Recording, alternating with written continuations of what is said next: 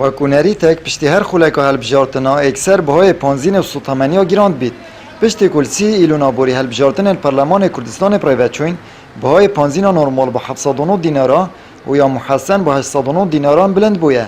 اوجی دمکی دای کل دورن دین عراق بتن جوره که پانزینی هیه و بهای و 405 دینارن. اف چنده جی بویا جه دلگیرانیا هفولاتیان و بار سرملن خلکی گرانتر کریه و بتایبت جی شوفرین تاکسیا.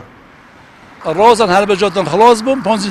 بلند بو. پرج عینن ولی پرج ولی یعنی با وصلنا با جاب مناصر في ذلك خذ امان راستينا هم كل دولار افساق هم كل دولار انه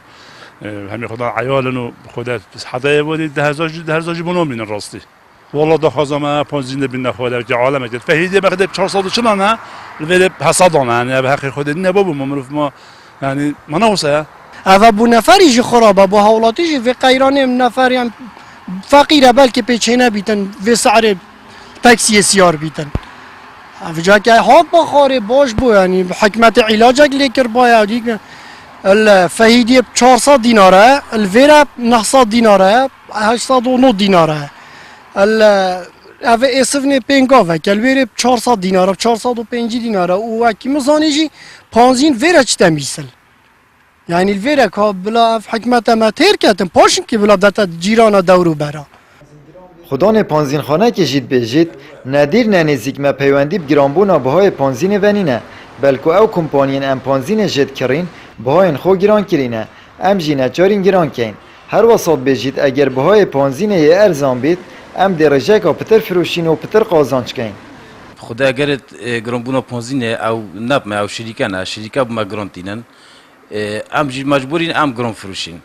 نکو ویگو از مثلا از بجم 700 تازه فروشم یک بیت بوی 10000 بکته 12 تلش نسالایی بس امجی حس کن ارزون بیت فایده ما هوا کی که چه گران بیت چه ارزون بیت بس مثلا از بجم نو 500 بیتن یک بیت بوی 10000 بکته 20 لیتر چنه از روزانه از پتر فروشم بومن هیچ چترا کمپانی ما نو خوینا الدينن التركياتين الاماراتين الايرانيين جا او بجم خوما گران بی لا مو پانزین جا گرام بی بله بهای پانزینه بردوام بلند بونه دایه تمام دم جدا کوالاتیا و یا باش نینه لتانا حکومت هریمه هیچ پنگاوک بوچارا سرکر ناوان آرشه یا نگرتیه بر هرچند بحثلوی چنده تتکرن که بهای نفت خام بلند بویه لکارتکرم تنل بازاری بویه و بار حوالاتیان گرام بویه برانبر جدا حکومت گوهورینت موچه دا نکریه و سیستم پاشکفتی هریه بردوامه شیم بجمتا قیران دارای تراده که هدی سر هرما کردستان در باز بیدن لو ماجی پیشنهاد که حکومت هرما کردستان بهت سرخطه و چهار سریه و پرسیب کته و چون بشکل دانینه اگر حکومت پشتوانی لینه کتن برهمه هنی پرکا کرتی تایبت بیدن باورم دی گرام بیدن و خلکی موشیانت کریناوی برهمه هنی نینن برهندی جمعیت بینین روش بروش یانجی بجن هر مدتی که جاره که اف برهمه هنی گران بیدن و بیت جهه گلو گازنه حولاتیان